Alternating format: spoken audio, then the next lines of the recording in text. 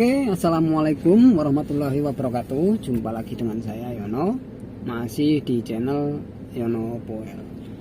Oke, di kesempatan kali ini saya akan menjawab sebuah komentar dari salah satu sahabat kita ya, mengenai interview seorang supir pribadi. Jadi gini teman-teman, seperti biasa ya, tahapannya adalah kita mencari kerja itu ya, pertama ya bikin surat lamaran lengkap ya teman-teman. Nah, kalau untuk supir pribadi itu yang penting ya surat lamaran kerja, terus dilengkapi dengan fotokopi KTP, fotokopi SIM, terus yang kalau ada ya fotokopi ijazah terakhir, terus sama SKCK, itu penting sekali. Nah, syukur-syukur dilengkapi foto ya teman-teman, 4x6 ya. Nah, terus setelah itu masuk ke tahap wawancara. Biasanya akan lebih cepat kalau kita ngelamar supir pribadi itu. Bisa jadi nih hari ini masukin, besok kita sudah dipanggil untuk wawancara. Nah, terus apa aja sih yang akan dipertanyakan pada saat kita interview atau kita wawancara ya teman-teman? Tidak banyak teman-teman sebenarnya yang ditanyain itu. Pertama itu yang jelas itu sudah berapa lama kamu mengemudi, satu ya kan. Terus kedua itu biasanya tahu jalan atau enggak gitu. Terus yang ketiga bisa bawa metik atau enggak ya kan. Karena kenapa itu kok dipertanyakan, karena rata-rata saat sekarang ini bos-bos itu lebih suka pakai yang metik. Ya ada sih beberapa yang manual, kayak bos saya ini manual ya, pakai manual. Tapi mobil yang satunya lagi kan matic ya, pasti ada matic juga gitu kan. Nah jadi cuman itu aja teman-teman yang ditanyakan, nggak banyak kok. Terus misalkan gini, bos kita tanya, kamu pernah bawa mobil apa aja gitu ya. Misalkan ini maaf loh ya, ini teman-teman ya, bukan berarti saya menjelekkan sesuatu atau menjelekkan profesi supir yang lain, itu bukan. Tapi biasanya akan jadi pertimbangan kalau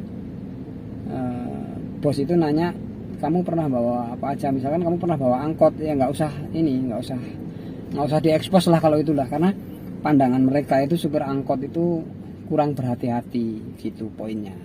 Padahal sih ya mana ada sih supir yang mau tabrakan, kan nggak ada. Tapi kan yang menilai itu kan bukan kita, yang menilai itu kan mereka gitu loh ya kan. Jadi seandainya pun kalian ini bekas supir angkot, ya sudah bilang aja sudah sekian tahun nyupir gitu, nggak usah diperjelas dengan saya supir angkot sekian tahun gitu, nggak usah, karena nanti itu takutnya malah menghambat gitu loh teman-teman. Karena itu tadi, image mereka itu kalau supir angkot atau pandangan mereka itu ya, itu kurang berhati-hati gitu.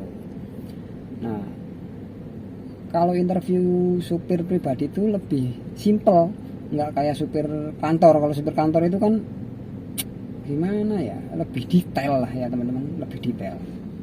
Kenapa? Karena yang menginterview kita itu nggak tentu pakai kita, yang interview kita itu nggak tentu pakai jasa kita, yang pakai kan orang lain. Takutnya kalau yang interview itu nggak detail, nanti dia malah dapat komplainan dari yang pakai jasa kita gitu ya kan. Terus kalau di supir pribadi itu lebih simpel, lebih gampang, karena biasanya yang dibawa itu adalah ibu atau anak-anaknya gitu. Kalau ibu itu kan paling-paling kan cuman shopping, belanja kan, shopping. Terus kalau ibu-ibu yang ada arisan-arisan ya arisan gitu kan paling ya. Kalau enggak ya saya rasa kalau belum terlalu tua jarang sih arisan ya. Ibu-ibu itu paling-paling belanja aja. Terus intinya kita banyak tahu tentang mall gitu ya, mainnya paling kan ke mall aja gitu.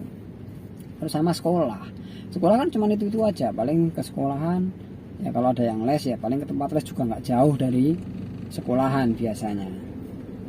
Terus ya itu aja sih teman-teman ya yang dibahas atau yang akan dipertanyakan pada saat interview itu nggak banyak, cuman itu aja. Terus apalagi ya, jadi gini, buat kalian ini misalkan ada yang minat mau jadi supir pribadi itu nggak usah takut atau nggak usah terbayang-bayang dulu soal interview, karena interviewnya itu sangat mudah teman-teman, mudah sekali, nggak ribet gitu ya.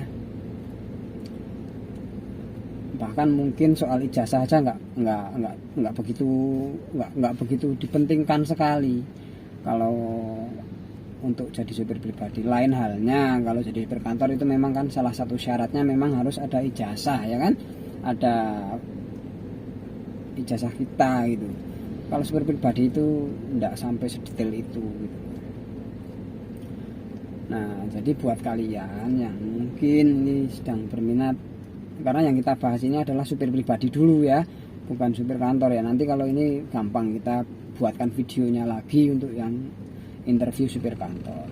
Kalau untuk supir pribadi ya saya rasa cuman itu aja. Jadi buat kalian ini yang ada minat, nggak usah takut dulu. Wong gampang sekali kok.